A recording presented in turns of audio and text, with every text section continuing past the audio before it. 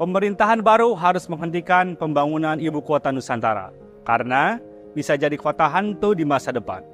Saya Anton Septian dan inilah Opini Tempo.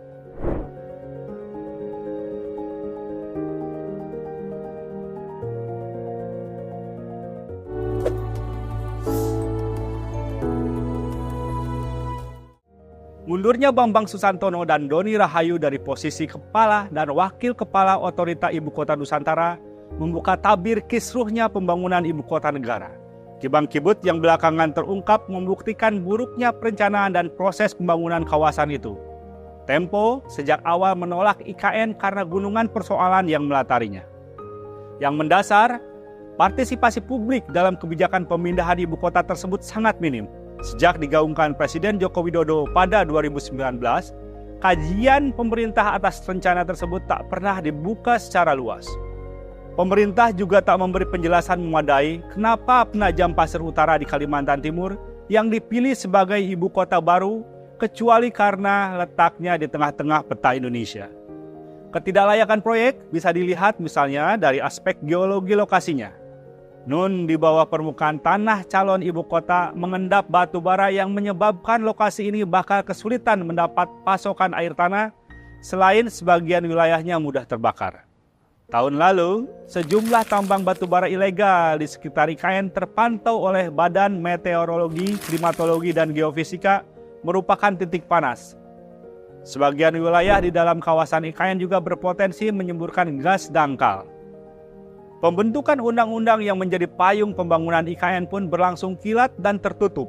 Memang, pernah ada konsultasi publik seperti yang digelar di Universitas Mula Warman Samarinda, tapi pelaksanaannya berlangsung sembunyi-sembunyi. Konsultasi dilakukan sekadar untuk mendapatkan stempel bahwa proses formal telah dilakukan. Tak tampak ada niat untuk menerima masukan publik. Meninggalkan Jakarta dengan segudang persoalannya merupakan langkah yang tidak bertanggung jawab.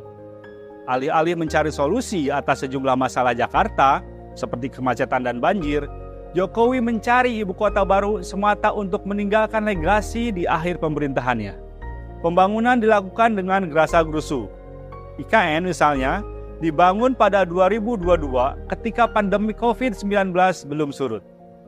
Alih-alih menghemat anggaran untuk membiayai penanggulangan dampak pagebluk, uang negara malah dipakai buat membiayai proyek mercusuar yang tidak berdampak langsung menggerakkan perekonomian. Hingga akhir tahun ini, Jokowi akan menghabiskan 71,8 triliun rupiah dana anggaran pendapatan dan belanja negara buat IKN. Dana ini untuk membangun istana negara, kantor presiden, kantor pemerintahan, rumah menteri dan rumah susun buat aparatur sipil negara, serta sejumlah infrastruktur dasar. Awalnya Jokowi sumbar IKN tak akan menggunakan duit negara. Ujung-ujungnya APBN mengocor pula. Jokowi mengalokasikan 90,4 triliun rupiah APBN atau sekitar 20% dari total kebutuhan pembangunan IKN yang mencapai 466 triliun rupiah.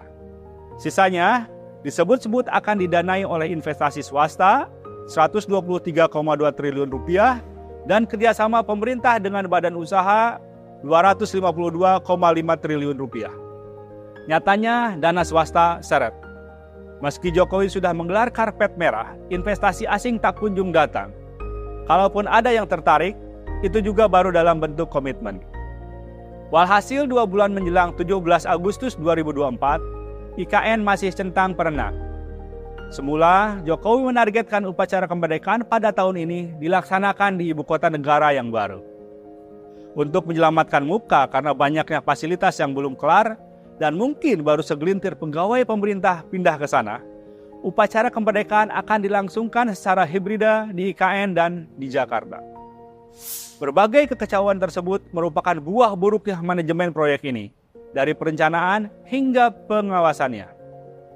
Dengan target yang muluk, tapi waktu pengerjaan yang terbatas, siapapun pelaksana pembangunan akan dibuat termehek-mehek. Apalagi, anggaran pembangunan otorita IKN menempel di instansi lain. Anggaran pembangunan dikekap Kementerian Pekerjaan Umum dan Perumahan Rakyat, serta pengadaan lahan dipegang Kementerian Agraria dan Tata Ruang. Kusut masainya soal anggaran dan otoritas pelaksanaan pembangunan membuat pegawai otorita tak digaji hingga beberapa bulan. Pemerintahan baru Prabowo Subianto yang akan berkuasa mulai Oktober 2024 harus menghentikan IKN. Pernyataannya dalam Qatar Economic Forum di Doha, 15 Mei 2024, memberi isyarat bahwa ia akan mengambil strategi berbeda dibanding pendahulunya. Katanya, IKN merupakan proyek politis dan karenanya harus dibiayai sumber daya dalam negeri. Mengandalkan anggaran negara yang terbatas, pembangunan IKN tentu akan memakan waktu yang tak sebentar.